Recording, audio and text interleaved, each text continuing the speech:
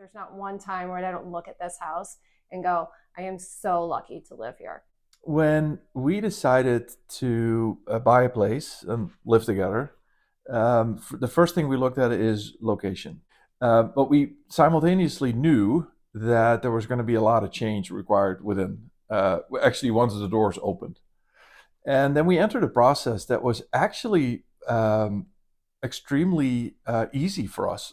We basically hired a person that Cheryl had worked with in the past, and handed over our list of requirements, which was pretty basic, my point of view, and then trusted him throughout the entire process. When you're working with two people that allow you to really hone your craft and do what you do well, the results are remarkable. And I think that the best part is that there's very few times in life where you get such a big surprise. Because I think around Valentine's Day, we just did a big reveal, and it was like, this is your new house. We had not picked a fabric, a paint, a furniture, a light fixture, anything. And we just walked into a fully furnished house, and it was like, this is yours.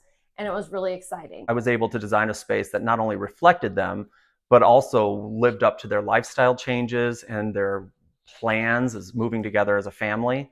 I think what surprised me the most was how much thought was given into when we had our briefing with Erik. And to me, those were just a few sentences that I said regarding my background and what I appreciate. A great designer is able to interpret what a client is saying into what they need and what the ultimate outcome should be. And in this particular project, it was exactly that. I had two individuals that were coming together into one household, both equally important, and you really just want to focus on being able to give them both what they need and then some. I make one or two comments, and then a year later, I step into a room, and that's exactly what I had anticipated. So the choice of colors, the choice of decorations, just a lot of thought, very thoughtful. I like that the eye travels with the floor throughout the whole place, and it's uninterrupted. And then little details that really made a difference to me, like in the fireplace, the marble is matched from what's on the wall to the seat. It's perfectly done. We added a bar upstairs, which we really use.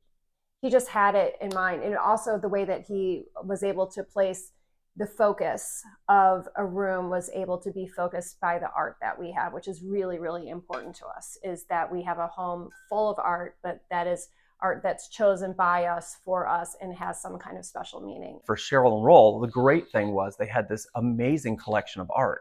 So I was not only able to design these gorgeous backgrounds, but when you layer their personal art collection on top of it, it's really remarkable when you come through the space, because it's not just a design space.